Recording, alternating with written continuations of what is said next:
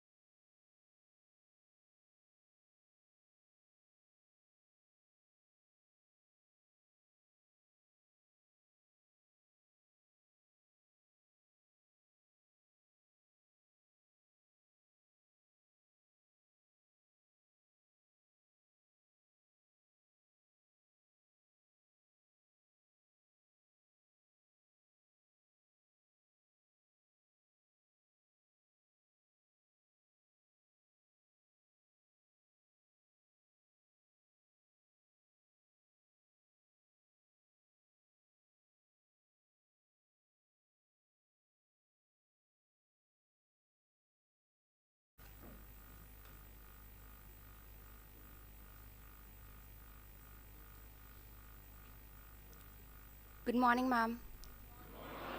Good morning, sir.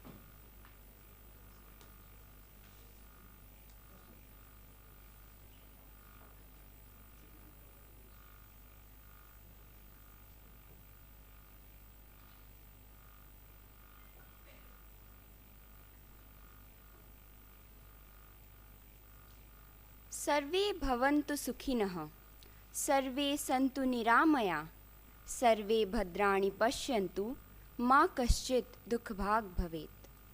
Greetings of the day. Ladies and gentlemen, we start this conference on an auspicious note. We pray that may all be happy, may all be free from illness, may all see what is auspicious, may no one suffer. On behalf of the director, faculty, staff, and students of Symbiosis Institute of Management Studies and Symbiosis International Deemed University, I, Abha Mutatkar, along with Rahul Walia, the student manager of SIMS, welcome you all to SIMS' 13th Annual International Research Conference, SIMSARC 2022. SIMSARC is a research conference which gives a forum to academicians, scholars, and representatives from the industry to participate, present, and publish their research articles. It enables researchers to meet domain experts and other scholars in their area from diverse institutions and build new partnerships and research capabilities. The theme for SIMSARC 22 is Pandemic to Endemic, Propositions for the Future. In the words of Ernest L. Boyer, former United States Commissioner of Education, research must continue to be the centerpiece of intellectual life, and our commitment to research must grow because our problems are growing. And we saw this during the pandemic, how the world came together as one family to solve big issues facing humanity, with India taking the lead to ensure vaccines and testing remain ready and available to everybody, especially in countries with weaker health system. We at Symbiosis too live by the same thought, Vasudhaiva Kutumbakam, as this is what our founder and Chancellor SIU, Dr. S.B. Majumdar Sir, envisioned for us. Although Sir could not grace the occasion today, we feel blessed to be a part of an organization with his universal vision. Now, we would like to acknowledge the presence of our very own Dr. Vidya Yeravdekar, Principal Director of Symbiosis Society and Pro-Chancellor SIU, Dr. Rajni Gupte, Vice Chancellor SIU, Brigadier Dr. Rajiv Divekar, Director SIMS, Mr. Praveen Kumar Boyer, Deputy Director SIMS, participants from different institutions, faculty members, and student manager of SIMS. And we are privileged to have with us today the chief guest for the session, Mr. Amit Kalyani, Deputy Managing Director, Bharat Fort Limited. Ladies and gentlemen, we surely have learned the value of small things, like being in the physical presence of each other as we applaud together. So join us in welcoming our chief guest for today with a huge round of applause. And please do not stop. As I mentioned, our guest of honor, Mr. Sandeep Ranade, Executive Vice President, Hansa Research.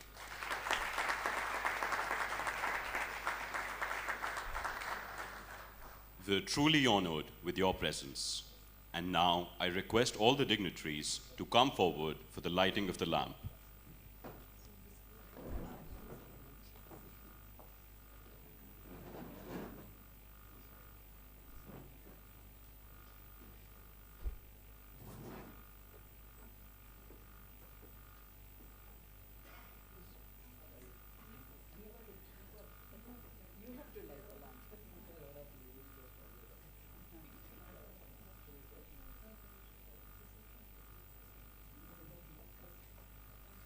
वक्रतुण्ड महाकाय सूर्यकोटि समप्रभ निर्विघ्नं कुरु मे देव सर्वकार्येषु सर्वदा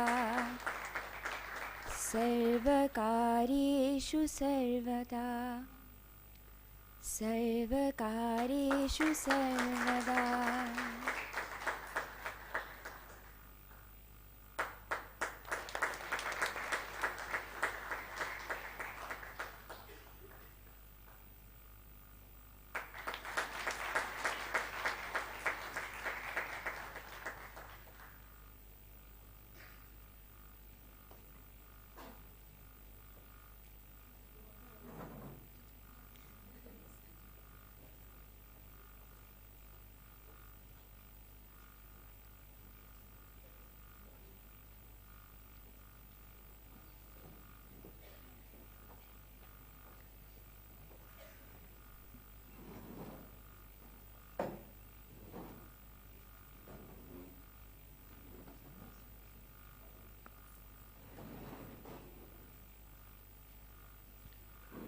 Thank you to all the dignitaries.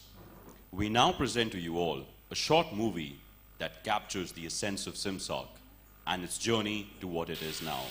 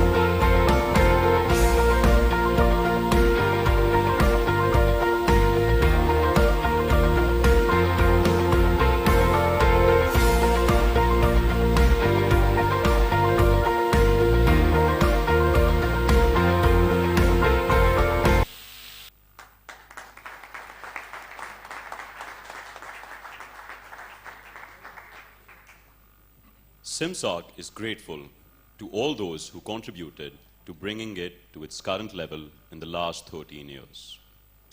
Management education requires real-life examples, and we have the finest example in leadership and commitment in SIMS, our very own director, Brigadier Dr. Rajiv Divekar.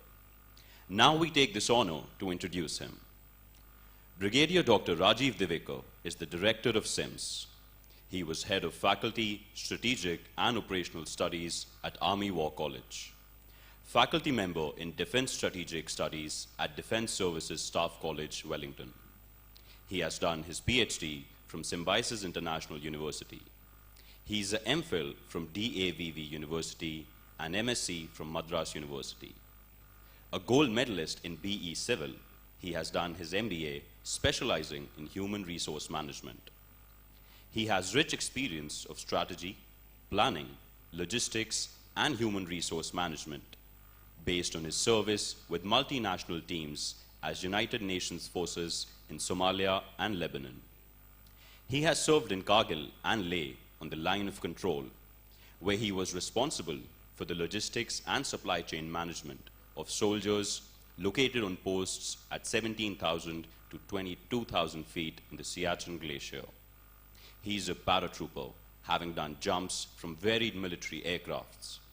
He has done skydiving, parasailing, water skiing, hot air ballooning, and rappelling. He won the National Silver Medal in 1981 for Coxed Force rowing event. He is an expert in construction of military bridges, demolitions, mine warfare, bunkers, and fortifications. Brigadier Dr. Rajiv Divekar has a large number of research publications in national and international journals, and also in Scopus-listed journals. Sir is on the Academic Council at SIU and is also a member of the BOS Faculty of Management. We now request Sir to kindly address the audience.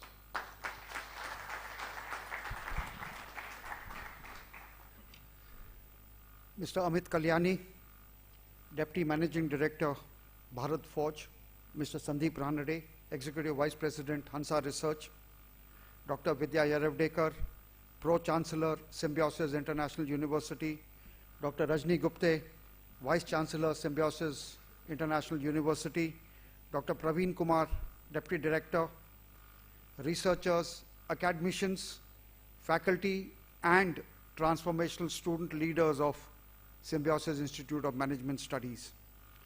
A very good morning and a very warm welcome to the 13th Annual International Research Conference, SIMSARC 2022. It has been a long, fruitful, and enriching journey since 2010 towards creating knowledge through quality research.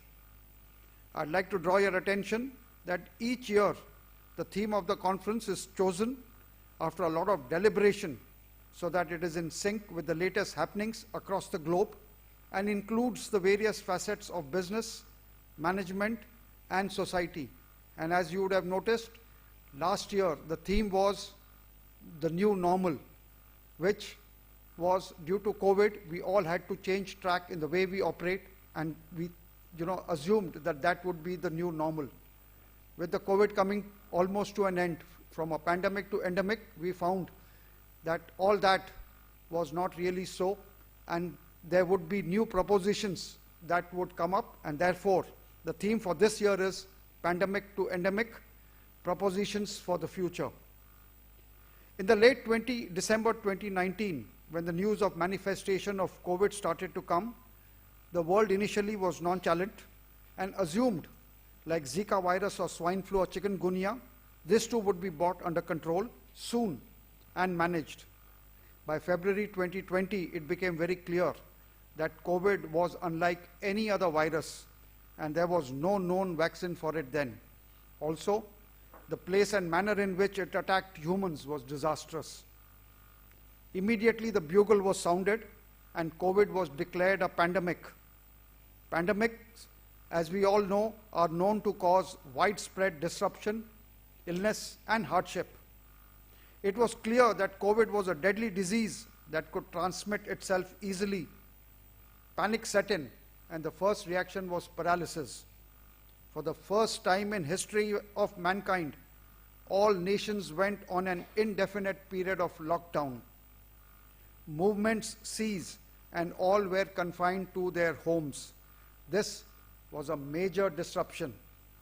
Human resoluteness, innovativeness, ingenuity and survival instincts came to the fore, and soon not only were vaccines created and tested, but ways and means were found to engage in business, in education and other activities.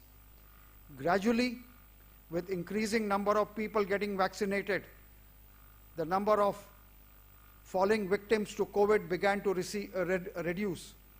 By early 2022, it was said that we are entering the endemic stage. Now, what does endemic mean? An endemic means a disease is spreading in a community at the normal or expected level. Enough people need to be immune from the virus for it to become an endemic. And that is what, with the vaccination, most of us are now immune or not so susceptible to the virus. A pandemic begins to shift to an endemic once the disease becomes more stable and manageable. The availability of COVID-19 vaccine was the key step towards ending the pandemic and transiting into an endemic. In the 2 years of the pandemic, businesses, schools and others adjusted to many ways to the disruptions caused by it. Work from home was the norm and seemed to work especially well for IT, ITES, BFSI sectors. It was then thought that this would be the new norm. But as we entered the endemic stage, companies realized that online working and working from home was not the ideal or the only way. Industry and education and other sectors are now trying to find ways and new ways to run businesses. It's a challenge, as one cannot go back to the old system in totality, and the new system is not that effective or productive. A via media needs to be found depending on the industry or the sector. It is this aspect that needs to be deliberated and discussed, and hence the theme of the conference, Pandemic to Endemic, Propositions for the Future. Starting today, we have knowledge-enriching plenary sessions, one of which we already had in the morning, where academicians, researchers and industry stalwarts from across the globe came or will come to share their expertise in dealing with post-pandemic situations. These sessions are namely new realities post-COVID, implications for business. The second, global leadership, dealing with change. Third, global business strategy, post-pandemic challenges and the future. And fourth, banking, financial markets and technology, predicting the future. SIMSARC in these 13 years is now known world over. This is evident from the fact that there are 21 speakers from the industry, academics from different countries participating in the 4 plenary sessions. In addition, the conference received over 130 full papers from 6 different countries.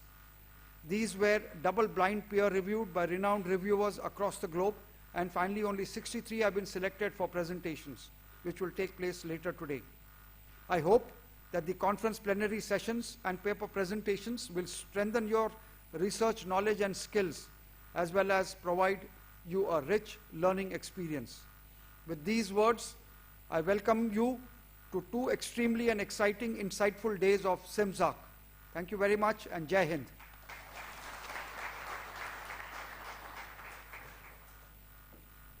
Thank you, sir, for always inspiring us. Today, we are privileged to introduce Dr. Rajni Gupte, Vice Chancellor of Symbiosis International Deemed University. An academician with over 40 years of experience in teaching, research, and administration, she has extensive experience as an institution builder. She has received several awards for her outstanding contribution to education. She is an independent director on the boards of several companies in financial sector. She has served on various committees of the Confederation of Indian Industries and the University Grants Commission of India. She has been appointed by UGC as a member of the Western Zonal Committee for the Implementation of National Education Policy 2020. She is part of a think tank of eminent economists formed by Niti Aayog and is also a member of the Niti Aayog Consultation Group of Experts for Education Vertical. a distinguished academician. She received her doctorate degree in economics from the prestigious Cochlea Institute of Economics and Politics, Pune. Ma'am, we request you to please grace us with your kind words.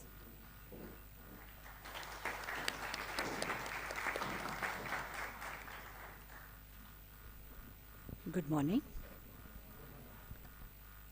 Respected Dr. Vidya Yaravdekar, the Pro-Chancellor of the Symbiosis International University, our esteemed Chief Guest, Mr. Amit Kalyani, Deputy MD, Bharat Forge Limited, the Guest of Honor, Mr. Sandeep Ranade, Executive Vice President, Hansa Research, the Director of this institute, Brigadier Divekar, and Mr. Praveen Boyar, the Deputy Director of this institution, faculty members, staff, and my dear students.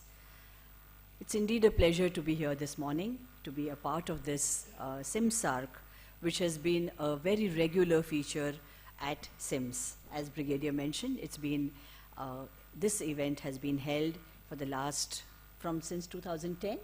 That's right. So it's an event that we've all been used to having every year.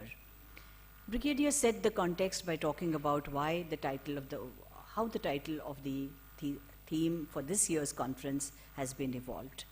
And I did notice that every year the theme was in the context of what was happening around us at that point of time. I've been privileged to be a part of many of these events, and I'm very, very happy that research is something that is given so much importance. Very many young students, especially business students, seem to think that research is something which is only for academics. But believe me, I think getting into the aspects of research, understanding why research is important, and learning how to do it scientifically is a very critical part of your training. And at SIMS, this conference gives you an opportunity to interact with scholars from various places, for teachers from various institutions to come in here, gives you an opportunity to listen to different points of view. As you go out into the world, you will realize that this was an opportunity that gave you insights way beyond what your classroom gives you. And this is really what education at Symbiosis is all about. I will not speak about Symbiosis because both our guests do know Symbiosis very well. So I will not talk about the university and how it's a multidisciplinary university, which I would have normally done. But let me emphasize here that the education that we provide at Symbiosis is something which is a blend of what the real life provides us as well as what a classroom can give us. And one aspect that we emphasize very strongly is being connected with the rest of the world, being connected with what's happening in the world outside. And researchers give you an insight which possibly you would not have had. They would tell you a different way of looking at things. They would teach you techniques that you in turn can use as you go into the world of work. I'm sure that these 3 days of sessions that are planned for you, I can also see that there are some sessions for faculty which have been planned, because I saw something on research grants and something on how you can apply specific tools like Euromonitor. So I'm sure that faculty members who are present here and who will be present here through the next 2 days will be greatly benefited by all these very, very practical workshops that have been planned. Every year, a large number of people do participate in this and go away happy that they have had an opportunity to interact with scholars from different domains. Also, this is not restricted to just marketing or finance or any one domain. The theme is open-ended enough for us to be able to attract scholars from different domains. And as Brigadier pointed out, as we move from the pandemic to the post-pandemic world, a lot of things around us have changed. And it's important for us to understand how to deal with this change. The change that we see in students as you came in after the pandemic, the change that the business world sees in itself, with people not so willing to come in and work, people wanting to remain back home, big challenges for HR departments. And the aspirations of young people who want to work in these organizations are completely different now as compared to what it was prior to the pandemic. So I think these are challenges that the world will grapple with, not only India. Across the world, these are challenges which will have to be handled. And I'm sure the scholars will deliberate on this, and we will get away with important insights over these next 3 days. I wish the conference every success. Thank you.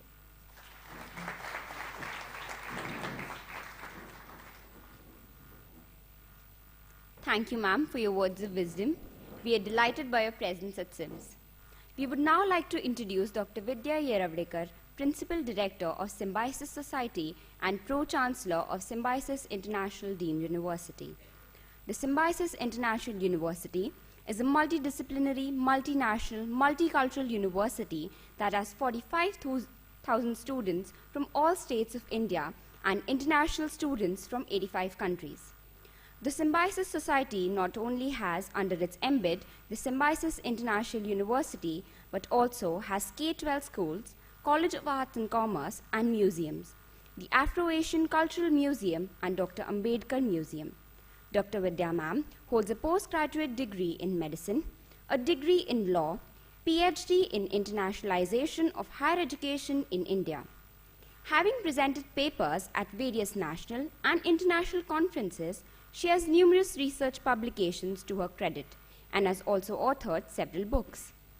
Ranked number 14 among India's top 25 powerful women, Dr. Vidya has been instrumental in bringing in innovative approaches to promote internationalization of higher education in India.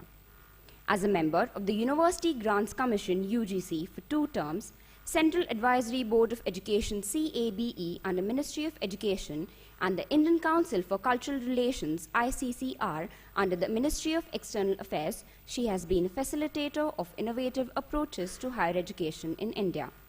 Dr. Vidya has been appointed as a member of the expert group on global outreach of higher education formulated by UGC to implement the National Education Policy 2020 that was rolled out by the Ministry of Education, Government of India. Member of the Advisory Group of Analytical and Advisory Work ASA World Bank, Advisory Committee of IAU for Global Survey on Internationalization, and member of the Board of Trustees of Muscat University, Oman.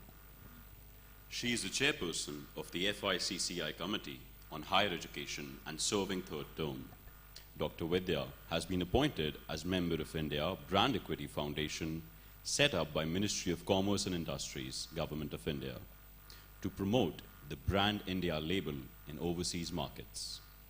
Member of the expert group constituted by the UGC for development of an educational framework for global citizenship in higher education institutions, and UGC expert committee constituted to prepare the guidelines for credit-based courses and internship opportunities.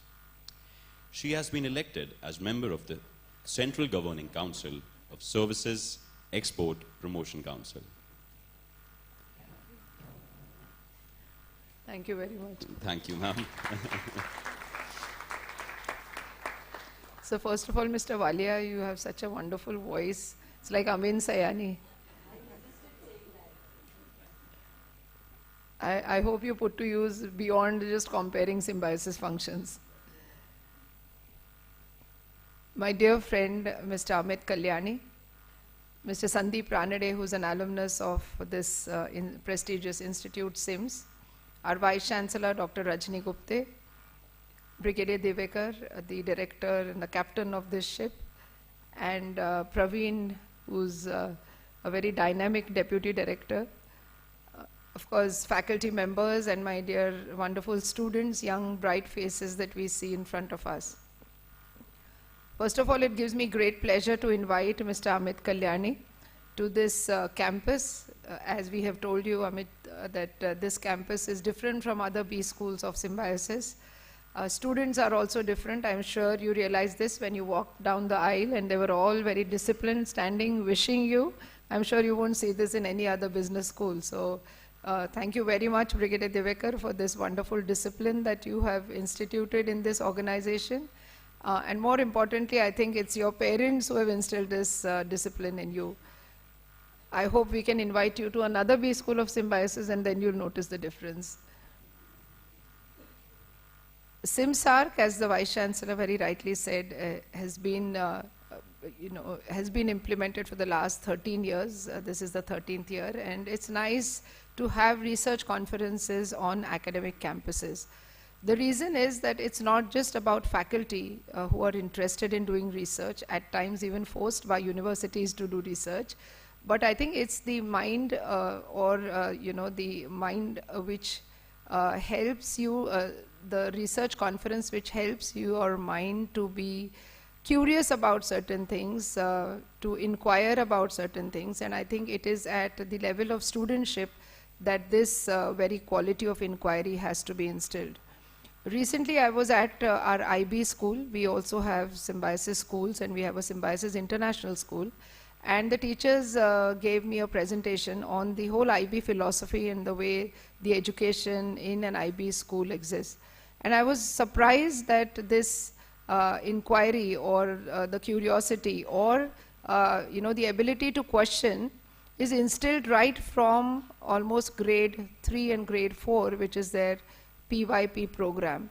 And I was so happy to learn this, and I think this is the reason why some of the students who pass out of IB schools have this research bent of mind, and they think of things very differently than what we think.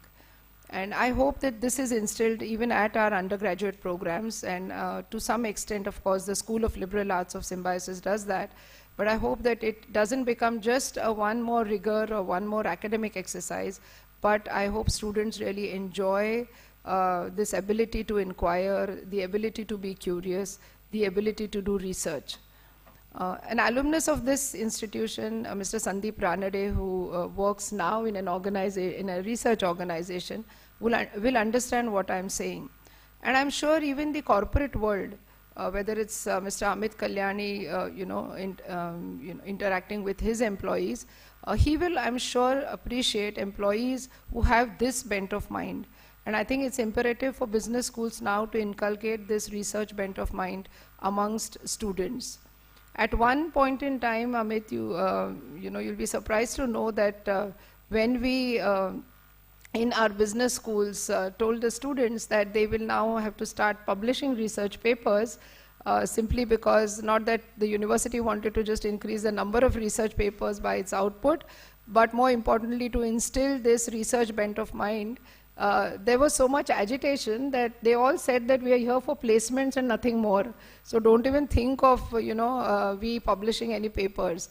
And I think that's not true anymore. Even when you go to the corporate world, when you talk about data analytics, what is data analytics actually about? It's analyzing data, and the way you would probably do it when you do research on certain things. So I just hope that students instill this habit of research right from the beginning and enjoy it. And I know that this is the first batch of students here in front of us. So if you instill this, I'm sure at the end of 2 years, you will have this research bent of mind. And when you join the corporate world, you will have certainly a better edge than your other colleagues coming from other B schools. Mr. Amit Kalyani has been kind of associated with Symbiosis, I would say, in a way that his family has been very, very close to our family. His grandfather, Mr. Neelkant Kalyani, was Dr. Muzumdar's very close friend. His father, Shri Baba Kalyani, I would say, is an alumnus of Symbiosis because we conferred D.Lit on him a few years ago. And now Amit is here, and I hope, Amit, that it's not just an occasion where you're here sitting on stage addressing the students. I hope you interact with them through a question and answer session, but let this be the beginning of your association with Symbiosis, with its several B schools that we have. Mr. Ranade, of course, is an alumnus, and he just told me that he's the first batch alumnus, and I can imagine the ordeal that he went through, because amid this institution, when Dr. Muzumdar sir thought that he should set up a business school for children of defense personnel, he didn't have any land, no buildings, and he thought that the best place that he could do it is in the school premises on Prabhat Road. And when the school ended, classrooms of SIMS began, and Sandeep, as tall as he is, I'm sure you were as tall as what you look like today, sat on those benches of small children and I'm sure what the ordeal that you may have gone through. But I think it is the commitment of the director then, Professor Balasubramaniam, who really gave a shape to this institution, and now, of course, Brigadier Divekar is carrying forward his legacy. I think, the students who even passed out at that time, like Sandeep Ranade and so many others, have created a name for themselves in the corporate world. So it also means that putting in hard work, putting in those efforts, being committed and dedicated to whatever cause that you take forward will help you to be successful. So with these few words, I welcome Mr. Amit and Mr. Sandeep for this SIMSARC conference. I wish all the students the very best. I hope that you carry forward this quality of inquiry, the quality of curiosity, the quality of research, and at the end of 2 years, you will be well equipped with these qualities to serve the corporate world. Thank you very much. Thank you for your words of encouragement, ma'am. We always look forward to your presence at SIMS. Now we request Vidya ma'am to felicitate our chief guest, Mr. Amit Kalyani, Deputy Managing Director at Bharat Forge Limited, and the guest of honor, Sandeep Ranade, Executive Vice President and Head of Quantitative Research Division, Hansa Research.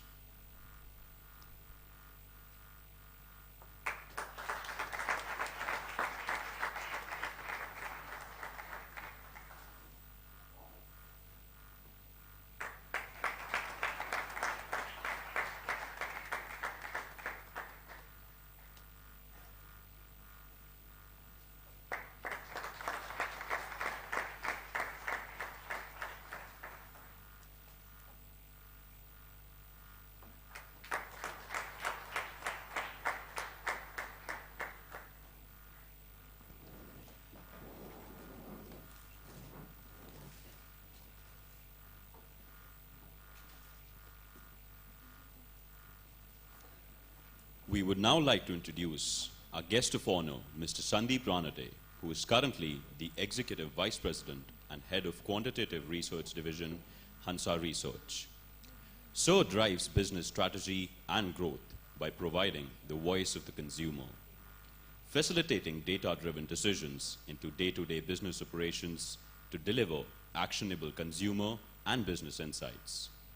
Prior to which, Sir worked as Executive Director, Co-Lead West, and Key Account Director, Insights at Kantar. Sir comes with a rich experience in the field of market research. Having been a part of the industry for 27 years, he has worked across both client and agency verticals. With an extensive experience in FMCG, telecom, and media sectors across brand, creative, and media domains. He has led teams across multiple locations to help clients build their brands and solve their critical business issues. His last stint was in Kantar. Prior to that, he has worked in Kantar Millward Brown, Ipsos, Nielsen, and Heinz India. We are extremely proud to share with you all that Mr. Sandeep Ranade is an alumnus of SIMS, prior to which he has done his graduation in BE Mechanical from Andhra University. Sir, we welcome you to SIMSARC 2022. We would request Sir to kindly address the audience as well as share his thoughts on the topic, Market Research, a Glimpse of Path to the Future. Thank you. Distinguished and eminent guests.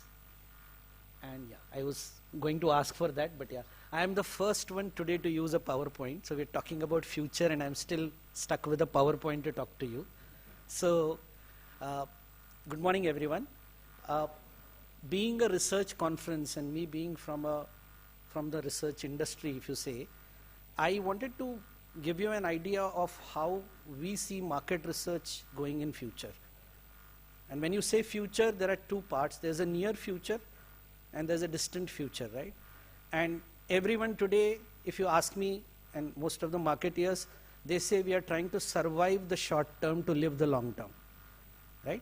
So if you look at the presentation, what I say, I'm just giving you a glimpse of how the future market research would look like. Is there a way I can shift slides or? Okay. So we can go to the next one. That will happen. I'll keep on saying, let's go to the next one.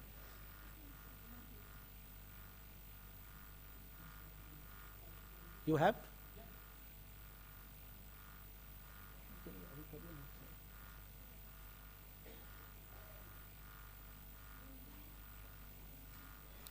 So don't worry, the next slide is very simple. My slides are not heavy. What it says, and I read this quote somewhere on the internet, is the world is becoming predictably unpredictable. Right? You see the words, and that's what it says. And this has become more and more after COVID. We have all been discussing pandemic to endemic and propositions for the future.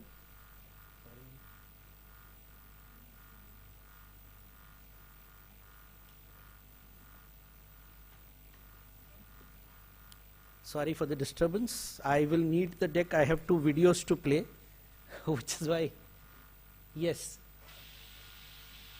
Right? So that's where we are heading.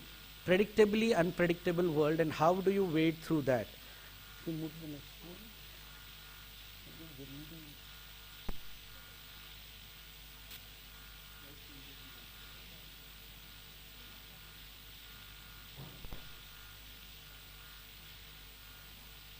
So in the ecosystem that we have of the brands and consumers, right? On one side, we have the brands, the business, the marketeers, right? Today, they are looking for, and as Madam talked about, what kind of people do we get to inculcate research into them to be inquisitive? Yeah, this will be good. Yes, done. The one thing that comes out in all the organizations trying to live this race of short term and long term is growth. Growth has become the word for everyone, and the marketeers or the brands are trying to do everything available, whether it is understanding the trends, whether it is being one step ahead of their competition, right, to live the long term, right. The one example that I wanted to show you, if you can play that video, the right hand side of the video.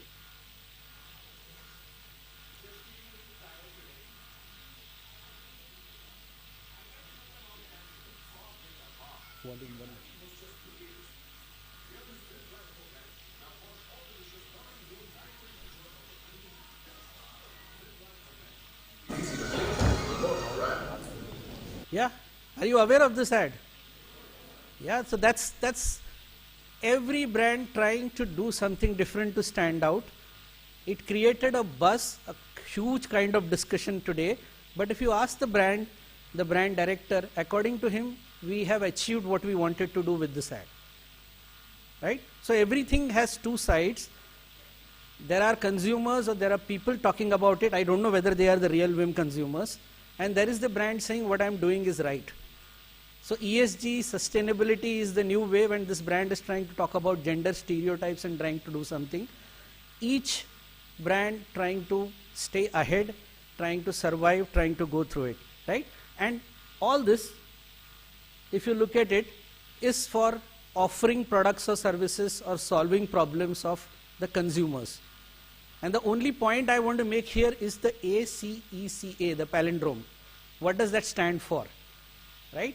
The A and C, why it is in different color is it is common for both the brand or business and the consumer. It is adapting and somewhere trying to get a sense of control. In this huge changing world, especially we saw during COVID, actually the way the world is changing faster than the way consumers are, they are trying to adapt, but they are also trying to look at a sense of control to be able to do what they want to do or use the product. Similarly, marketers are also trying to run in this world and are trying to adapt with the changes, but also want a little control. The E and C next is what consumers are looking for is not just the product and services, but experience and convenience. And they are adopting products which give that, products and services, right? So just to give you an idea, the pandemic started, mask wearing became mandatory. Whether you like it or not, everyone was to wear mask. A little later, it became a fashion accessory. The kind of mask you were wearing went on with the kind of dressing you were doing or the outfit, right? So that's the way you are adapting, you are looking at control, you are looking for brands which delete that unpredictability or avoid or give you clarity in that unpredictability, and that's the brand consumers will adopt. So in all this, in this complex system is where market research or the research even you are doing comes in, right? What are, in this unpredictable world, everyone looking for is evidence-based decisions. How do I get the insights? How do I understand consumer behavior? How do I understand competition? How do I know future trends and stay ahead? That's where insight comes in. And in insights, and I've used an analogy, are the two parts, the industry and the academia. And because of the football World Cup going on, I said I'll use this analogy. But what we are looking at is a critically acclaimed blockbuster, if you ask me, right? And there is no question and there is no doubt to say that there has to be collaboration between industry and academia, right, to create those bahubalis, right?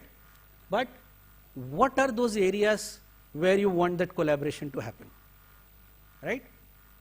And considering the way we are changing for the future, what are those relevant areas? Will that be impactful, and especially whether they will be scalable? And that's the biggest thing here. How can whatever collaboration or whatever new path we come to is scalable? So I just wanted to share 3 areas or 3 point of views on this future. I was just setting the context till now, right, that we are looking for. So let me start with the first one. We all have studied multiple frameworks. Even in the industry, there are multiple frameworks being used. And I will not read out all the frameworks here. But with the rapid change, with the way the huge change is happening, there is a need for new frameworks, right? Not everything will change, but there is a need for new frameworks, right? The second is there is huge amounts of data available today with a decision maker. You call it gigabytes of data, you call it terabytes of data. It's a data ocean out there. The challenge is he or she able to go through all that data, which is coming from multiple sources, in time to make a decision? The decision has to happen in a particular time, right? And that is where this entire stuff about predictions and playbooks is coming along, right? So everyone wants to predict what is going to happen in future to stay ahead of the competition, right? Or to understand and play one step better, right? That's where I'm just there, an example of an Oxford mathematical model of what would happen in the World Cup. I don't know how much of it is true. That's not the point of discussion. But predictions getting into everywhere. And just the example of look at cricket and football today, just for cricket and football, the amount of data that is available to the teams to do their planning and strategy. The data that is available with the businesses is huge, a lot. Are they able to use that data efficiently and use that entire data on time to make the correct decisions? That is where again the collaboration between academia and industry comes in to make their life easy. It is giving them that sense of control in this unpredictable world, whether we can create playbooks or standard operating procedures, X, Y, Z, and you will succeed. I don't know whether it stays for how long, or give predictions. So that's the second point. The third point is about market research. Though the world has moved forward with technology, a lot in market research still happens by asking consumers about things, right?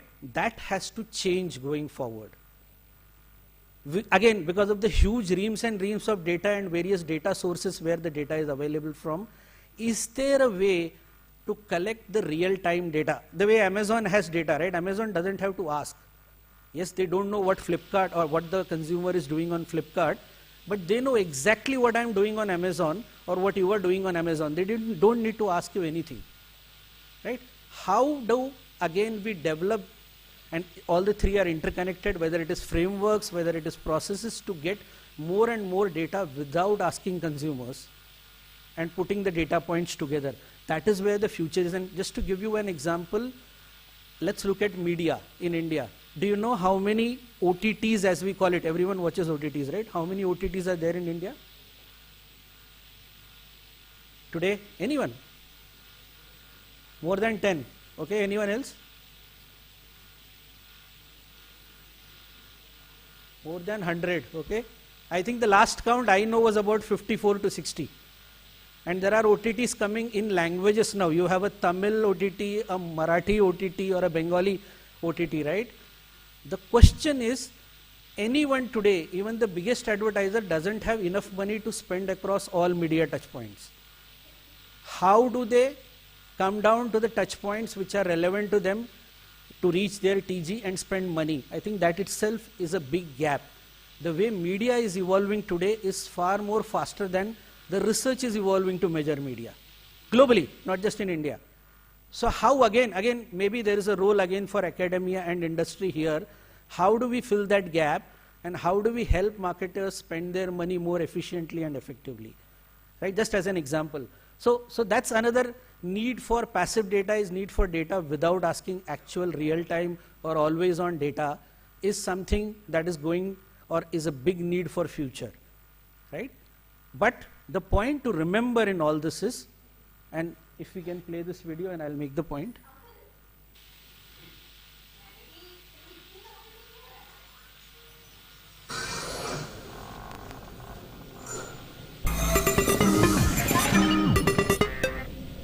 मेले दिखाओ, खुद जान जाओ। जमाने बदल जाएंगे पर कुछ सवालों के जवाब नहीं बदलेंगे। By the way, मुझे 5,000 का छुट्टा मिलेगा। मेले दिखाओ, खुद जान जाओ। Yeah, so everyone is talking change, everything will change, but some basics will not change. And again an example, everyone is trying to offer something to solve the need of a consumer, right? Some of them are getting too much carried away by technology. I think the focus should be consumer. Technology is a means to serve that consumer better. It should not be just that the technology overtakes everything. Yes, it is an enabler, but it's an enabler, it's not the end, it's a means, right? So things will change, certain things will remain the same, on which we develop everything as we go forward. Thank you. That's what I had to say today.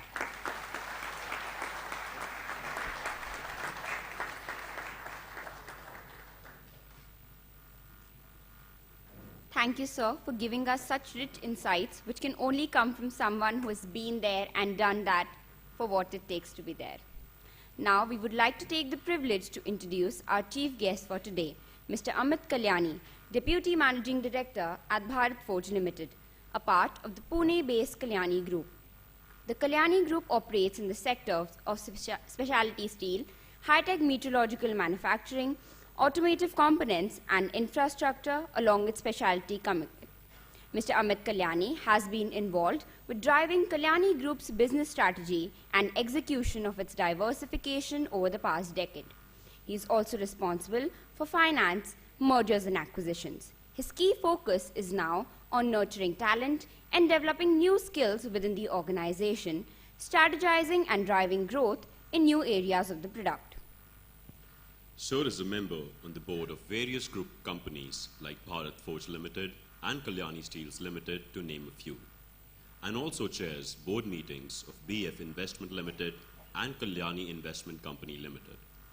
He has been a part of many committees of the Government of India on manufacturing, education, skill development and bilateral relations. Mr. Kalyani has been working with Bharat Forge since 1999. Starting his career with manufacturing and moving on to IT and finance. He has been the group's executive director since May 2004. Mr. Kalyani holds a BE degree in mechanical engineering from Bucknell University, Pennsylvania, USA. He is also a Harvard Business School OPM graduate and a YPO member. He is extremely passionate about manufacturing, technology, and CSR, especially in the areas of education, healthcare, and giving back to the society. We are pleased to have with you us today and request you to share a few kind words.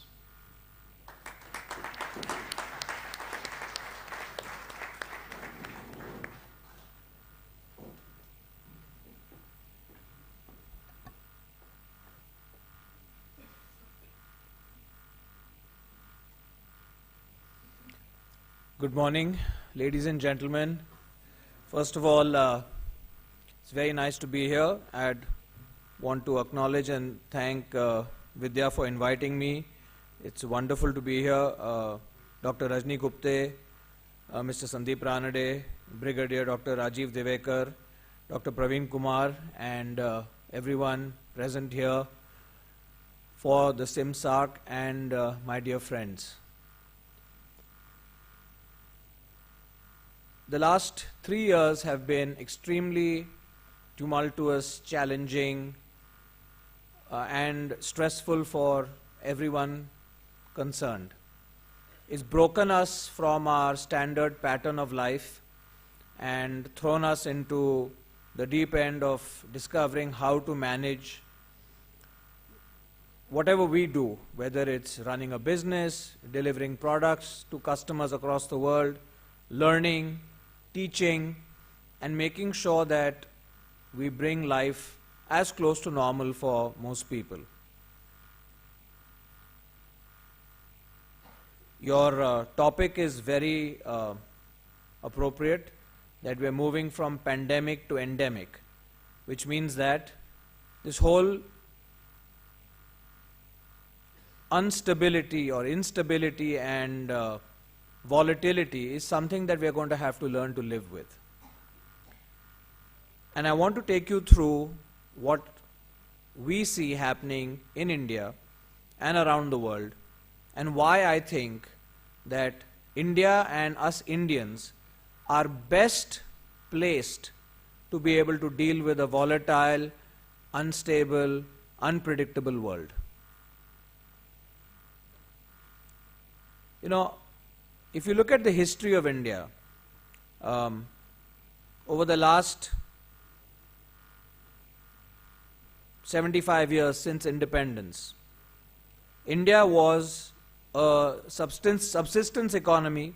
We went from a country that was importing food grains and dependent on the world's aid to survive, to a country that has now begun to grow and thrive. If you put some numbers together, when India got independence, our GDP was less than 1% of the world, something like 0.8%. Today, in 1991, when liberalization happened, it was 260 billion, also more or less 1% of the world. In 22, that is in 31 years, it has grown almost 12 times to about 3.2 trillion. It's believed that by 2031, the forecasts, I'm sure you've all read the Morgan Stanley report, which talks about this being India's decade. It's going to take our GDP somewhere to close to 8 trillion. So if you think about it, we increased our GDP by about 2.8 trillion in 31 years, from 1991 to 22. We are going to increase it from 3.2 to almost 8 in the next 9 years. And it's also believed that by 2047, it will be in excess of 30 trillion, which means in the next 9 years, we will triple our GDP almost. And then in the next 16 years, we will more than triple it again. So to put this into context, and there are a lot of people who doubt this or disbelieve this, but let me give you a little lesson in history. For 2500 years, from 1000 BC to about 15, 16, 1700 AD, India's share of GDP of the world's economy was anywhere between 22 to 27%. In 1700, India's GDP was 27% of the world. We were the center of the world as far as trading and commerce was concerned. China was less than us. It was about 22%. At the same time, Europe was 23%, all of Europe. Spain, Portugal, Belgium, these were all colonial powers. All of these were put together less than India. Britain was less than 2%. And then when the British left India, we were 1%. What happened?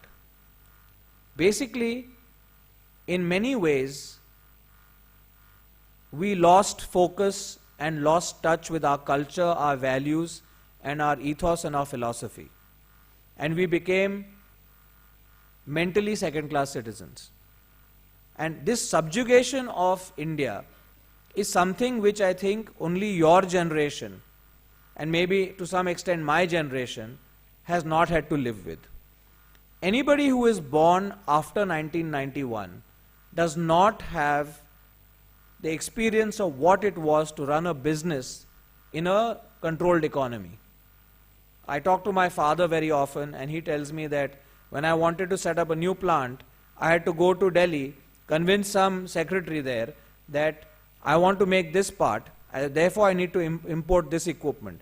And it would take 2 to 3 years to convince them. By that time, that equipment and process has already become obsolete.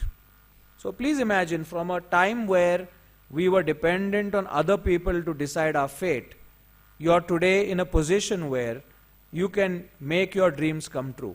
India is a startup economy. India is the fastest growing major economy of the world.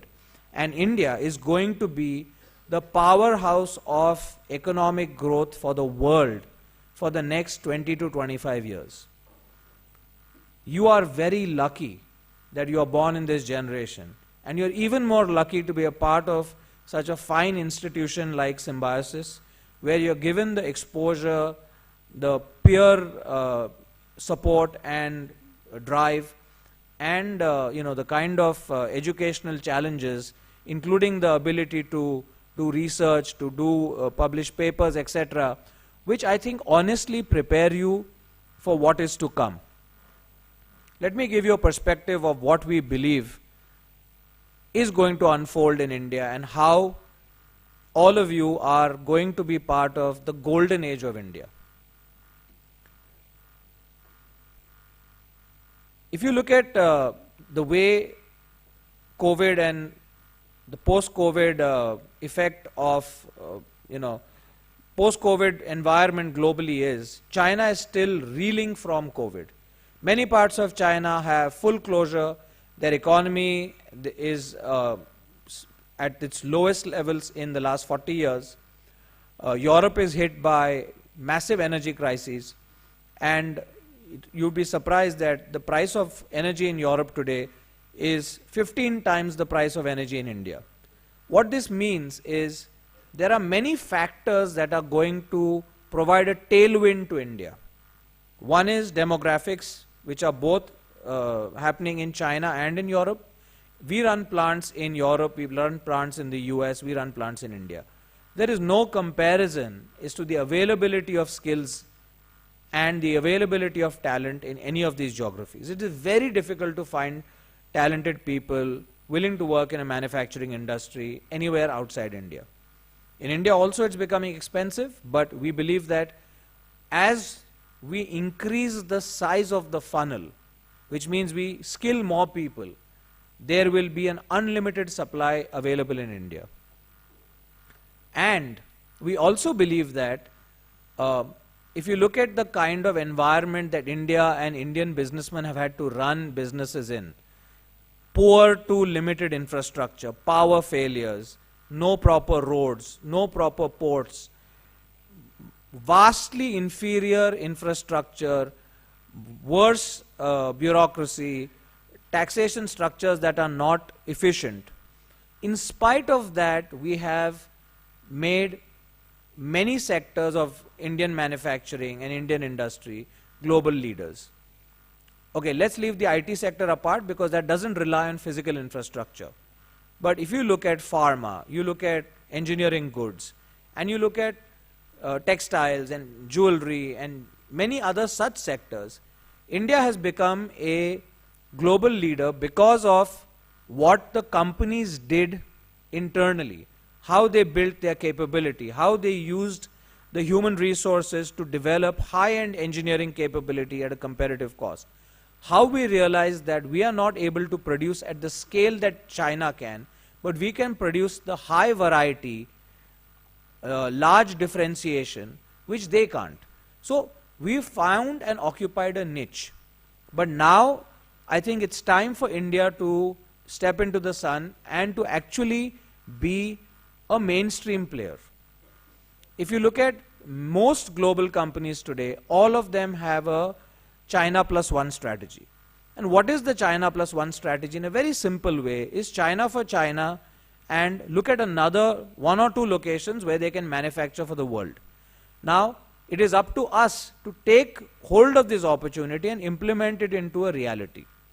Most companies from the US, Europe are very comfortable working with Indians and Indian companies because A, we all speak English, we have rule of law which they understand, and our judicial processes are fairly transparent, if not so time bound. So we see huge opportunities. Talking about how Indian companies have proven themselves. If you look at the pandemic, everybody thought that when this whole COVID hit, that India will probably be one of the worst affected because we have, our GDP levels per capita are very low. Our public institutions of healthcare and our means of administering and delivering this are quite poor. But the government seized upon the fact that we can have a industry-government partnership where private industry can support government in implementation through management support. And not only that, but many companies, ours included, were tasked to produce products that we had never produced. We tied up with the Jet Propulsion Lab in the United States, where they licensed us technology for their vital breathing apparatus, oxygen breathing apparatus. We also tied up with Stanford University for making this. We manufactured oxygen cylinders, oxygen plants. Now all of this proves that there is technology, there is capability, only if it is harnessed and made to work through a process that delivers results.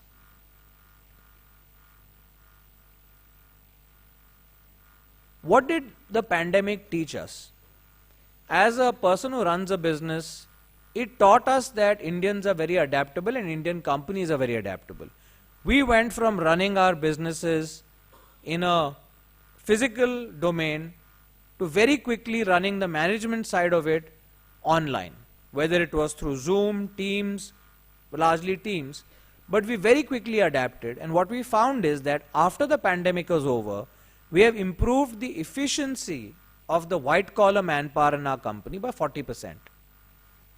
Because today in a Teams meeting, you only have those people who are actually going to contribute. It very clearly exposes who's contributing, who's not contributing. So you only have those people, and then other people can do other things.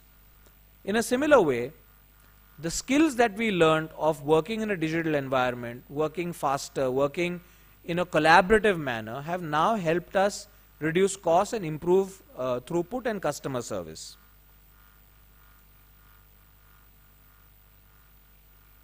What do we see as the biggest challenges today for India and Indian companies? Quite clearly, the global crises are what's happening in Europe between Ukraine and Russia are a large part of what keeps us all awake. Obviously, our neighbor to the northeast also is another challenge. And they have strategically taken steps over the last 20 to 25 years to position themselves very strongly in future economies or in future industries, whether it is capturing large control over precious and future important minerals, creating technologies, creating scale in those areas. Those are some of the things that we cannot rely on our government to do. Because our government is a democracy, they have to look after the bottom of the pyramid, they can't be supporting only the industry. So that is where industry in India has to take a role and play the role of putting the steps in place to enable our future. And the second thing that what we have learned is that there are fantastic R&D institutions which are run by quasi-governmental institutions, whether it is NCL, whether it is in the DRDO, whether they are in other institutions like Indian Institute of Science, etc., which have been doing very good research, but Indian companies have not been able to access them because somehow these R&D institutions have been very insular. So in the future, definitely the share of R&D, which is 0.8% what companies spend today, is going to go to 2%. And this 2% will be a combination of what companies spend and what they will do along with other academic and research institutions. So my message is that whatever we do for the future, we have to define an Indian way of doing it. We can't copy what China did or what the US did or what Europe did, because their environment, their organizational makeup, their societal structure is very different. Largely, if you look at Europe, they're very small countries. You know, the biggest country in Europe is Germany with 80 million people, whereas, you know, one state in India is more than that. So we have to find solutions that work for us. We have to build Indian technology and Indian companies powered by Indian technology which take advantage of the resources and capabilities that exist in our country. But there are some things that we have to do differently. If you look at the whole EV sector, for example, this is going to redefine manufacturing in India. You know, we think of one of the hardcore manufacturing sectors being automotive. Today, an automobile has about 3,500 to 4,000 parts. So you have that many people who make the parts that go into a vehicle. If you take an electric vehicle, it has not more than 200 parts. Okay? So you're making the product so much simpler, and at the same time, something which contributes for 30% of that product is not made in the country, which is lithium-ion batteries. Yes, there is a PLI scheme which is enabling that. It will happen over the next 5 to 10 years, but it is going to reduce the opportunity for many companies that don't have high-tech capability or investment capability. So what do you do about that? What do you do about SMEs? Does that mean that they go out of business and people lose jobs? How do we reorient our structure of our economy so that companies can get tierized and become sub-suppliers and do work of a speciality that leads to a value chain that creates compound value for everyone? I'm sure you, as MBA students, have heard that China has these cities where they produce goods. The whole city produces 1 or 2 products. There's a city that makes furniture, so they make right from the timber to the cloth to everything in one location, so that there is no logistics cost, there is no working capital that is abused or stuck up in the whole system. So therefore they're able to be 30, 40, 50% cheaper than anywhere else in the world. So how do we look at creating synergies between companies, suppliers, customers to take advantage? And you can do this digitally, you can do it through collaboration, and you can do it through partnerships. So I think this is going to be another element of our future where we are going to have to be very open-minded about how we work with, I would say not just, it's going to be some kind of a co-opetition. You'll work with partners and competitors in order to leverage scale and size. And the key that this has to deliver is capital efficiency, because we are not an economy where we get unlimited money from our government or anyone like that, but we have to use our capital very efficiently. And one of the big enablers to improve our capital efficiency right now is infrastructure. This is the one area where I think India has got the act right. If you go to YouTube, there are lots of videos that show India is building at a furious pace. I think there's some topic like that. And it shows roads, tunnels, railways, water treatment plants, and all kinds of infrastructure being built at an amazing pace. And in 5 years, this will have a dramatic impact on the cost of doing business. Additionally, one very important factor that is going to aid us, and that is probably God's grace, is renewable energy. All over the world, everybody wants to make industries greener and more sustainable. Anywhere else in the world, if you go to Europe and you want to buy renewable energy or green energy, you end up paying 2 to 3 times of what you pay for conventional energy. India is probably the only country in the world where you can buy renewable energy at half the price of conventional energy. And this is going to be one of the big enablers for us to export. Because if there are quotas and if Europe especially, wants to buy green products. We are one of the few economies that is going to be able to supply products using green energy and green sources. So these are the kind of factors that are going to enable India and Indian manufacturing.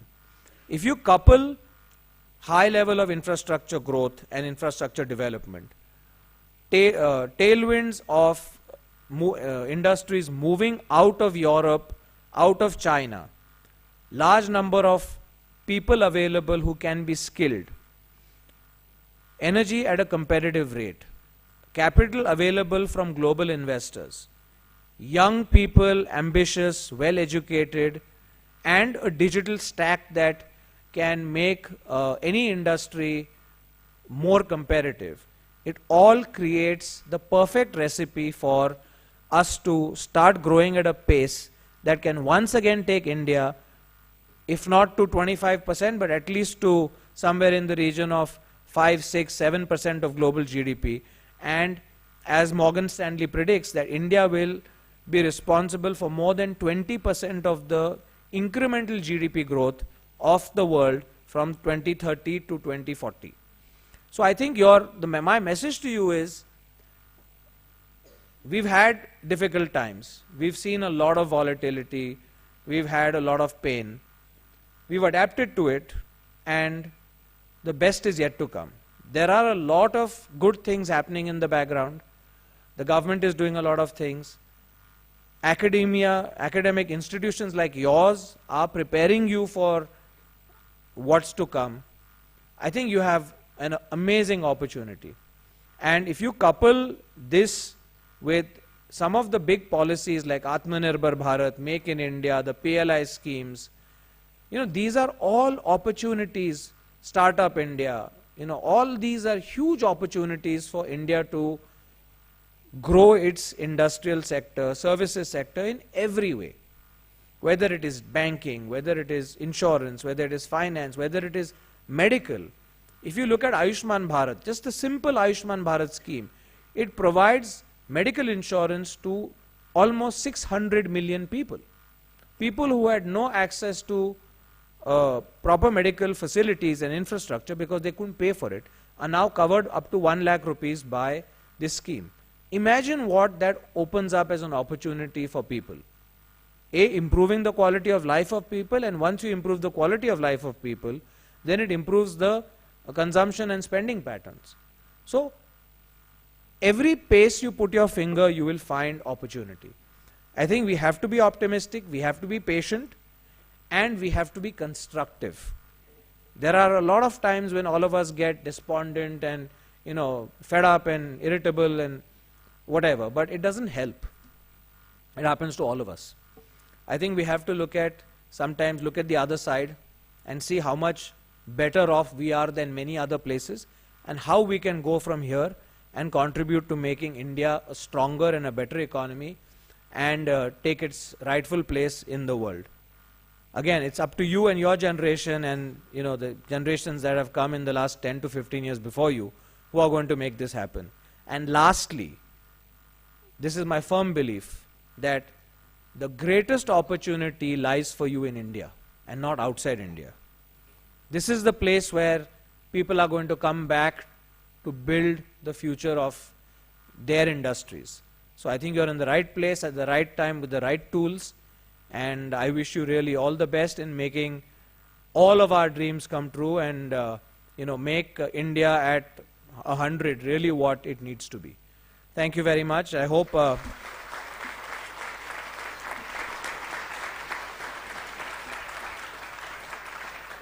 so as I mentioned to Vidya that I would love to learn from you. I would love to have the opportunity to hear your thoughts and questions, and maybe ask some questions to you as well. So I think we'll have a Q&A session now.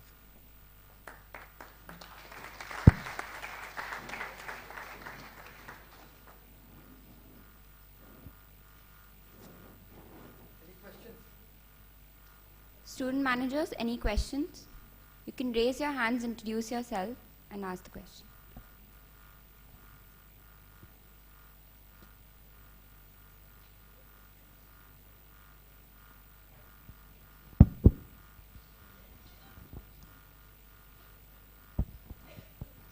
Very good afternoon to all the esteemed panelists.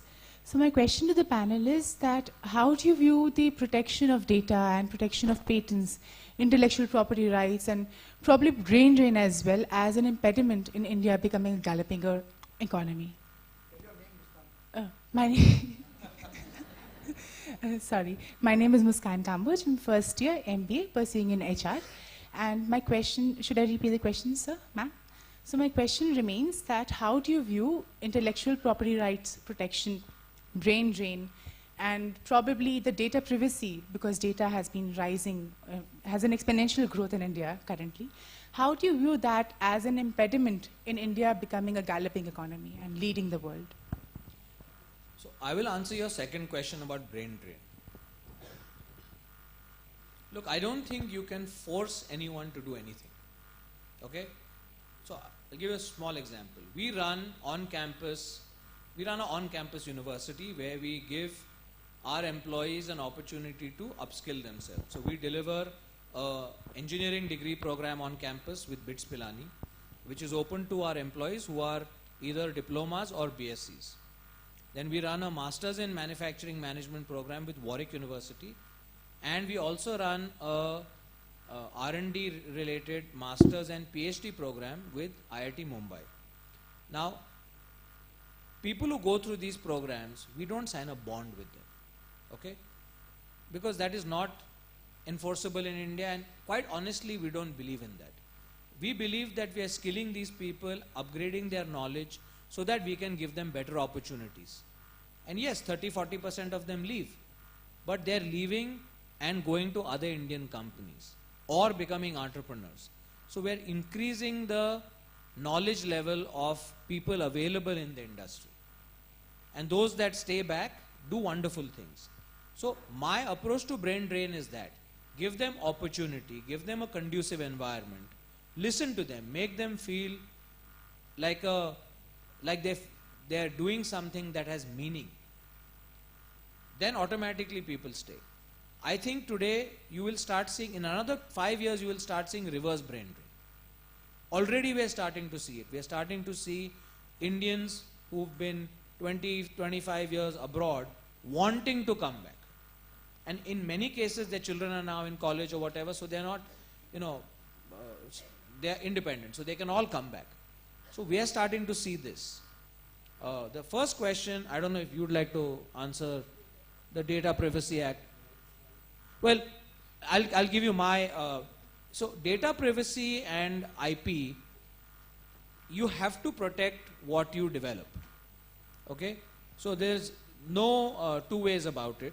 I mean, there are enough consultants and technologies available to protect data, but at the end of the day, the real technology and knowledge walks in the door in the morning, walks out of the door in the evening, okay? So you can keep a piece of paper inside or a formula inside, but the guy walking in and out of the door, how do you keep him inside your premises? Is really, in my opinion, how you keep this together. Sir, just a follow-up question on that. Since we're talking about this, like keeping the assets, human capital inside the organization, so how do you view the current trend of people being fired from their jobs by the multinational company, and retention is not taking place properly over there? So what is your viewpoint on that? So I think, Muskan, that's a very important question, and this is again one point that you should all understand. We keep reading in the papers that IIT, IIM, they get placed at 1 crore and 2 crore and all this stuff, right? Yes, they do. They hire, the best and the brightest, but they have no love or any kind of sense of responsibility towards you. Some corporate guy sitting in Seattle or in London will say, shut this down, next day you're out. They'll pay you 90 days severance and you're done. What toll it will have on your psychology, on your family, that is very, very difficult. You will barely ever see any Indian company doing that. Good Indian companies, whether it is the Tatas or any of these companies like that, they are more humane. We have never fired people en masse. And in fact, even if we find people struggling, we try to outplace them. First we try to help them, or then we try to outplace them. We don't fire people en masse. Or we don't fire people and just, we say 20% less tomorrow. No, it never works like that. So I think you have to realize that if you also have to choose who you want to work for.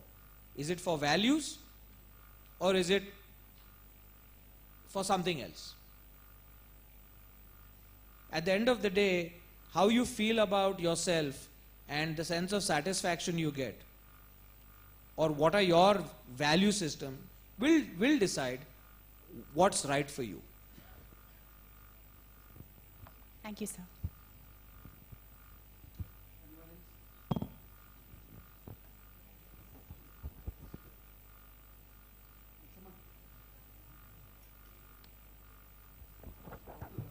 Good afternoon, sir, ma'am. I'm Anjali from first year in Operations and Supply Chain Management. My question to you is regarding the demographic distribution that we see in India. So I recently read that about 50% of the younger generation, like under 30, is concentrated within like 3 states in the north. And I find that very analogous to like the Shenzhen metropolitan area of China. And that is a very industrialized area. In India, though, we have a thing that the infrastructure is concentrated more towards central, southern, and other regions of the country, not those states in particular. Do you think there is a need to connect these two? Because we have the human resources in these states, but we have the infrastructure resources towards the south and towards the west. So do you think there is scope, or what are we looking towards in the future? Is your question for any particular person here? For everyone, okay, sir. Yeah. So just to give you a perspective, I think what you said is right, but I think if you look at it, the migration is already happening, right? I don't think, though the infrastructure is at a different place versus the demographic younger population is at one place, they are stuck there, if you ask me broadly. There is already migration happening. I know it may not be the way it is ideal to be, but it is already happening. And I think with time, and I may not be right, even those places where these young, resources are realizing it and changing to make use of it and develop and grow. I think that's what I wanted to.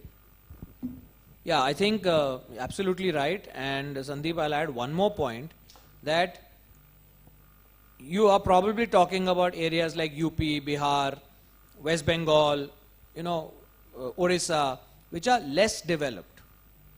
So there are two differences here. One is a state like UP is going to get industrialized because they have good governance. Okay, with good governance, you have the confidence that you can invest and run a facility or run a business well.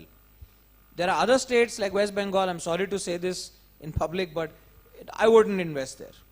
But there is an opportunity to create other industries there. You could create organic farming, you could do food processing, you can do tourism. And Orissa is a state that is also emerging. So you will see infrastructure will first improve dramatically. Once infrastructure improves, then whatever industry is possible in that area, and travel and tourism is an industry that is woefully underrepresented in India. I mean, look at the history we have. Look at the monuments, the ancient temples and palaces and all those things we have. I mean, we should be attracting 10 times as many tourists as France does. So I think all these will start.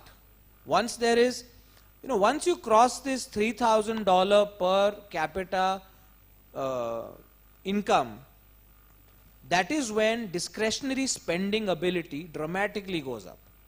That is when travel and tourism, dramatically goes up. So you will start seeing this in the next 3 to 4 years. So those are industries that employ a lot of people and are not dependent so much on government policies. They need infrastructure though. Yes. Thank you, sir.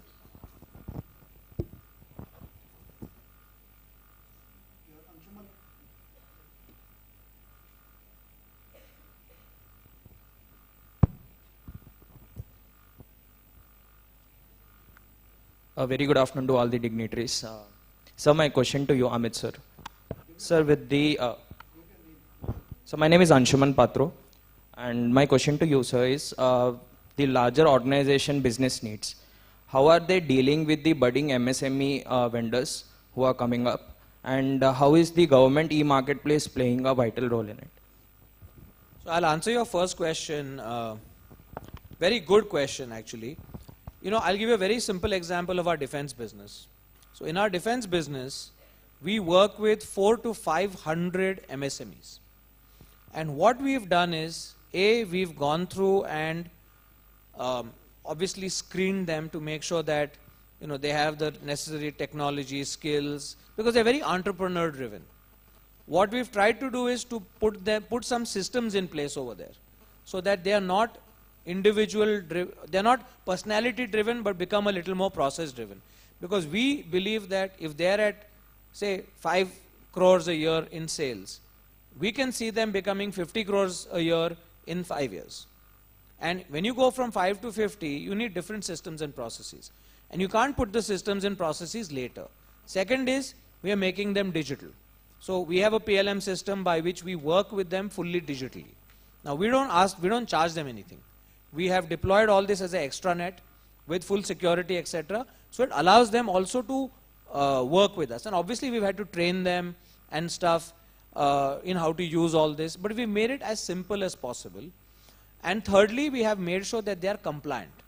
So we've also helped increase their compliance standards, make them more conscious, and there are lots of tools available and services available which deliver training for compliance and HSE and stuff like that. So we've tried to do all of that. So that is how we work with them, and we've done capability building for them. Including what we've also tried to do is, we've seen if there are any people who are retired from our organization who may be from those areas or may have interest in those areas, to be mentors and coaches to them. So those are some of the things we have done. Thank you, sir. So what was the second part of your question? The government e-marketplace. Honestly, the kind of products that we make are very technology oriented and very bespoke. So those don't get procured through a government e-marketplace. So I don't have any experience on that. Thank you, sir. We'll have one last question. Can we have the mic? Okay.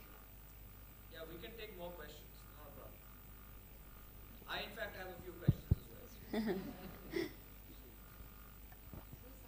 Over there. There's a gentleman there at the back. Yeah, 2 of them.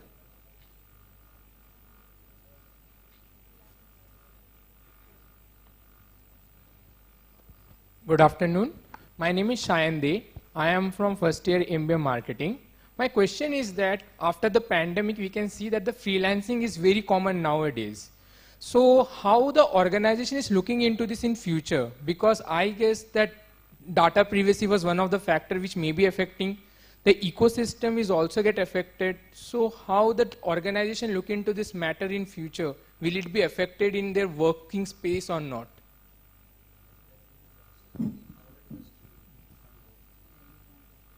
So yeah, just to give you an idea, I think the pandemic itself resulted in a huge, sudden, shocking change where we were used to doing everything face to face. Within a week, everything became online. That's one part to it before coming to the freelancing bit of it, right? And many industries, not just market research, have managed through it. Now comes the part of freelancing in which you brought up the data security bit also.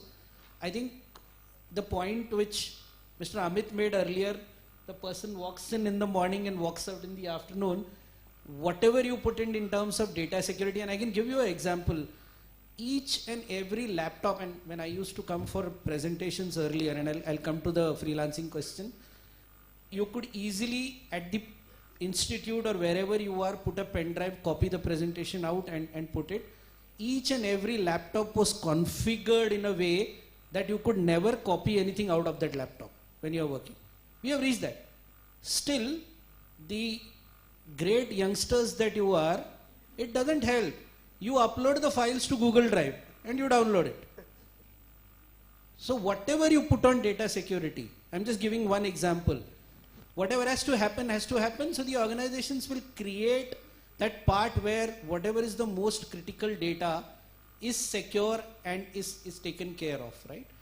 Then comes the bit of freelancing, and I'll start from a field we have called qualitative research, where it is more a personality-driven kind of a stream, where any person getting 10 to 12 years of experience, has a name in the industry, doesn't want to work for a big organization, separates out, starts on his or her own.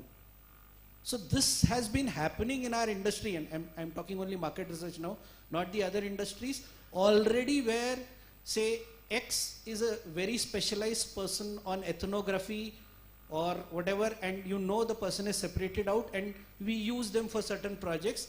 So the working with freelancing or working with freelancers is already started. I think the other industries are catching up. I don't think it is going to impact the work life or the what you call employees or the very greatly. Policies will change to make sure that it is taken care of and the organizations work. I think I oversimplified my answer about data security, which the young lady asked. The only data that people can take home or take away with them is the one in their head. All good companies put in place systems and technologies by which, unless you want to do it by a criminal method, you cannot take data away. So let's be clear that if someone, besides moving to another company, if they take any files or information, that is a criminal offense. So I think that's the way it works. Yeah, I think there's a young man behind you. Thank you, sir. Good afternoon, sir. My name is Gaurav Dhule. I have a question for Amit, sir. As I know, Bharat Forge entered into energy sector with joint venture with Alstom. And then eventually after 2-3 years, it exited by selling the shares to General Electric. So my question is, what was the reason, and are you guys planning to move towards green energy? Because that projects were mostly based on coal, manufacturing of turbines for coal power projects, right? So what is the reason for that? I think you answered the question yourself. That green energy. Yeah. So what happened was, we saw the massive change that the Indian government was making with regards to coal-based energy. Right, sir. And you also have to have a little bit of luck and a little bit of brains, where we had put in place a change of control clause, that if there is a change of control of our partner, we have the right to a put option. So we exercised our put option, had a lengthy negotiation with our partner, and exited that. Thank you, sir. See, in this VUCA world, you can't be married to something and say that because I set it up, I'm going to run it for 20 years, whether it makes sense or not. So that's what happens. So what are the future plans for green energy? So we have made a commitment that by 2025, we will consume more than 50% of all our energy will be green energy. By 2030, we will be more than 75%, which is way ahead of the SDG goals of the UN. And our water consumption, our complete recycling, everything we are ahead of what is required by SDG, of the UN SDG goals. Currently, we have about close to 270 megawatts of renewable energy that capacity, and this will go to beyond 700 megawatts by 25 and probably beyond 1500 by 30.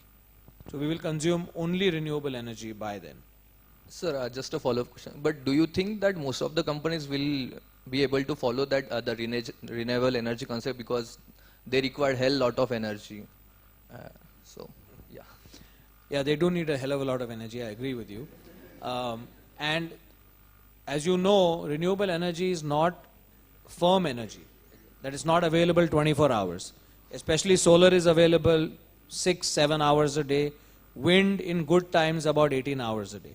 So you need another source of energy, or you need a source of storage.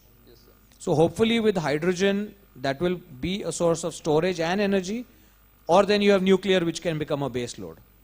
So it's going to be a combination of all these, or it's going to be bioethanol kind of energy. So it has to be a combination. But if you read that, I don't know how many of you have access to this Morgan Stanley report, which is at India's decade. I can WhatsApp it to Vidya, I can WhatsApp it to you, you can have it shared with the group. it also talks about the energy balance of India, that India is today at 35 exawatts or something like that of energy. It's going to go to 56, and of that 35, some 5 is coming from renewable, and that 5 is going to go to 21. So the delta of 22 or 23, 15 is going to come from renewable. Only 5 is going to come from non-renewable or non-fossil fuel based. So or fossil fuel based. So it's obviously the shift is going to be towards renewable. Thank you, sir. Any other questions? Can we have the mic, please? One over here.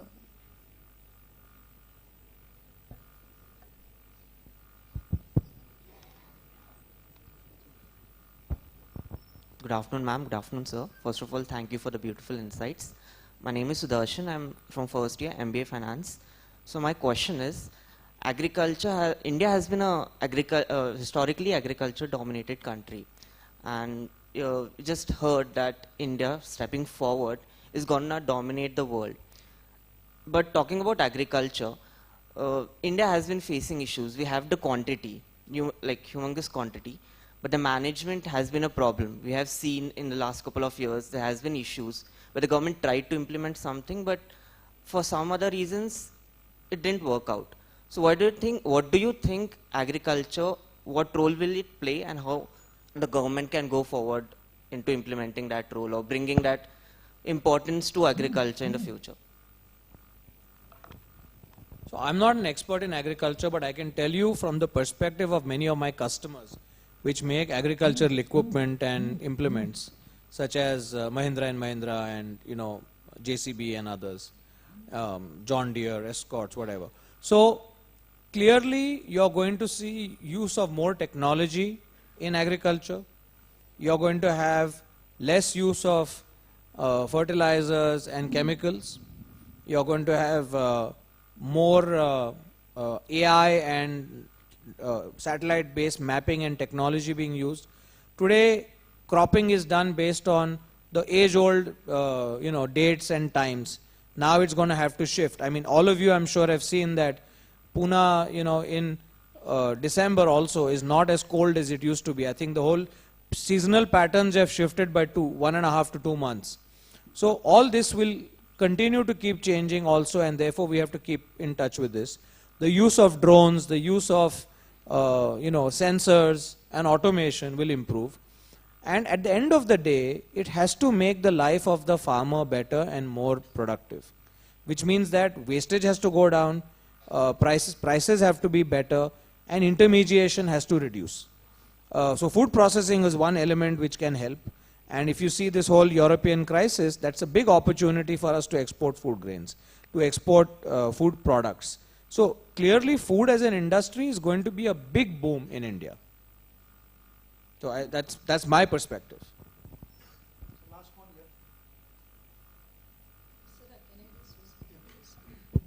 So again, no expert in agriculture, or I can't even give answers like what Amit has given, but just from the perspective of what, the new programs that we've started.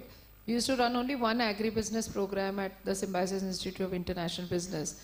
In fact, that was started by Dr. Gupte ma'am, and she's very passionate about that program.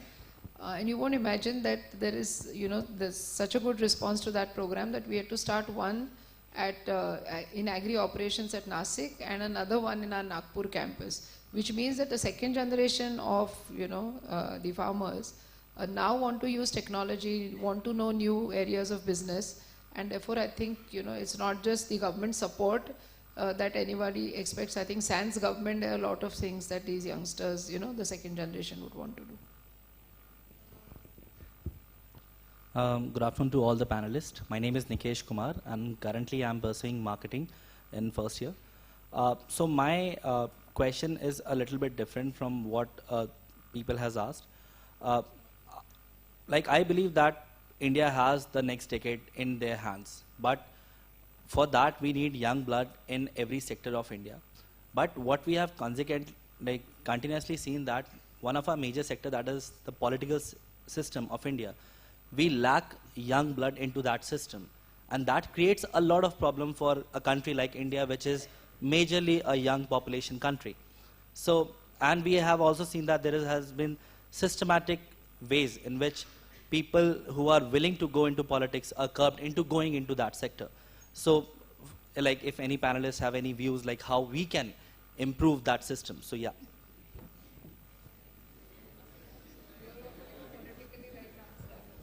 You know, I think that's a very interesting question. And I think I have a very simple answer to that. In India, politics is seen as a very dirty profession.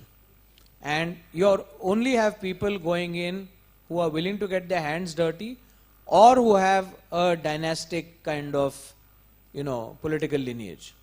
It's not a startup industry for sure. If it is, it's very capital intensive.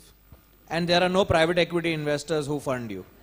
Okay? So, unless you can do some crowdsourcing and, do something, maybe, but, you may be onto something. You may see that in the next 5 to 10 years, the entire political process in India may change and be more result oriented.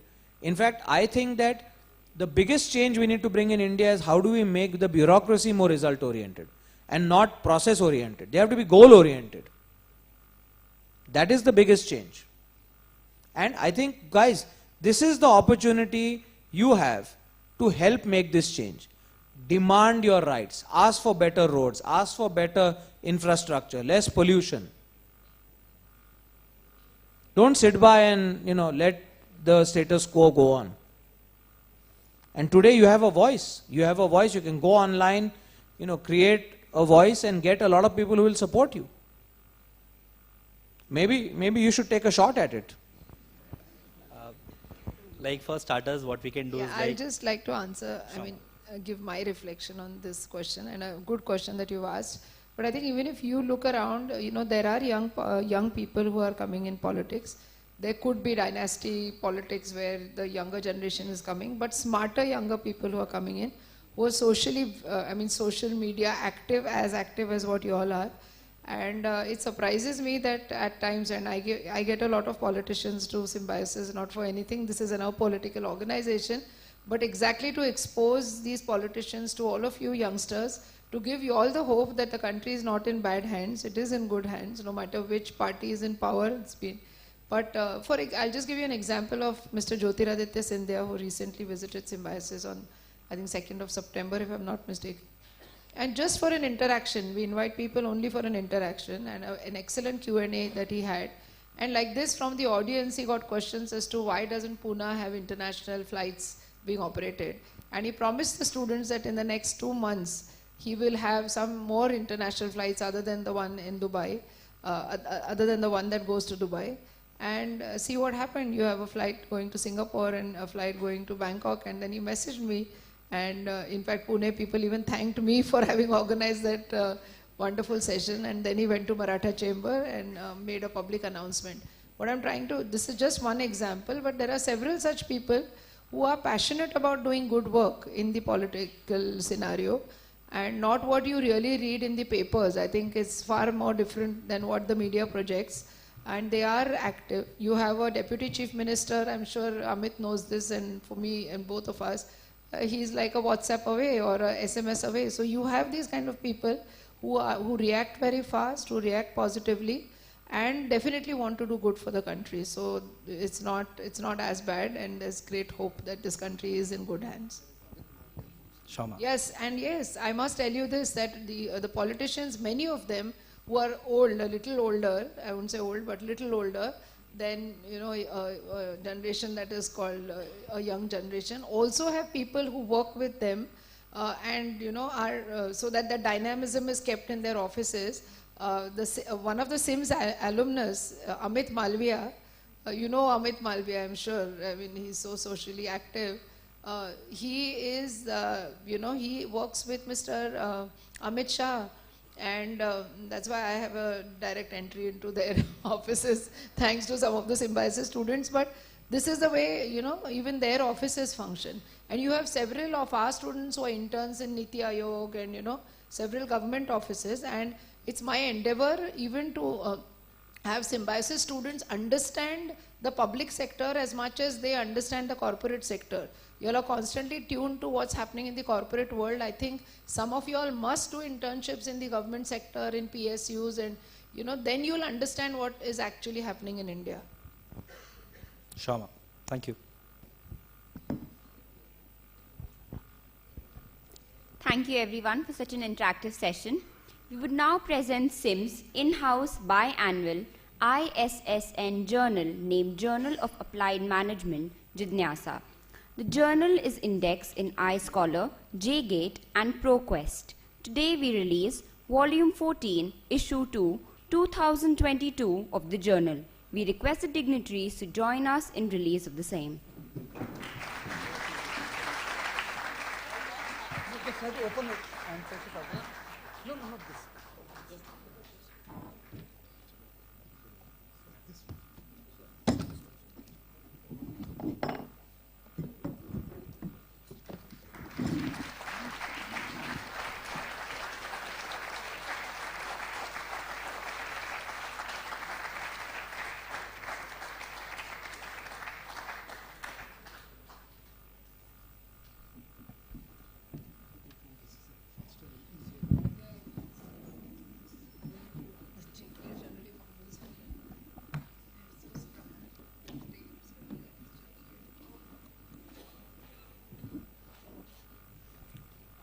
Thank you to all the dignitaries. I now request Dr. Praveen Kumar Bhoyer, Deputy Director SIMS, to deliver the vote of thanks. A very good afternoon to all our esteemed guests, researchers, participants, directors, sir, and faculty members. I'm happy to apprise you that 2022 marks the 13th year of SIMSARC. SIMSARC is not just an annual international research conference organized by Symbiosis Institute of Management Studies, but also the convergence of one of the most talented and brightest minds of researchers and scholars who are involved in the management education and research. All of them have made a difference in their respective fields. I would like to take this opportunity to thank our esteemed chief guest, Mr. Amit Kalyani, Deputy Managing Director, Bharat Forge Limited, for accepting our invitation to be the chief guest and enlightening the audience with wisdom. We thank Mr. Sandeep Ranade, Executive Vice President, Hansa Research, for taking time out from his busy schedule by accepting our invitation and gracing the occasion and showering worth learning words. I would like to express my sincere gratitude towards Pro-Chancellor Ma'am, Dr. Vidya Ravdekar, and Vice Chancellor Ma'am, Dr. Rajani Gupte Ma'am, for the motivation, guidance, and support as usual. Our Director, Sir, Brigadier Dr. Rajiv Devekar, who stood behind all the activities and provided his continuous support, guidance, and encouragement. A big thanks to our knowledge partner, Springer. A special thanks to Convener Dr. Komal Chopra, Co-Convener Dr. Smita Mehendale, Organizing Secretary Ms. Priyanka. A special mention of Dr. Jaya for the release of Jidnyasa, our in-house journal.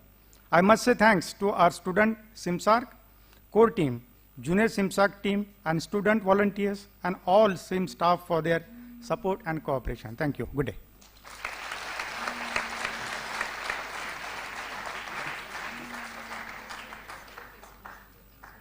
Thank you, sir. This marks the end of the inauguration ceremony of SIMSARC 2022. And now, let's break for lunch, post which I request the participants of the conference to kindly join us for the second plenary session online at 1:45 p.m. Thank you. We now request the audience to please be seated while the dignitaries proceed to the VIP lounge. And since those who asked questions, they were appreciated by Mr. Amit, you all will get a book. We'll give you a book. So just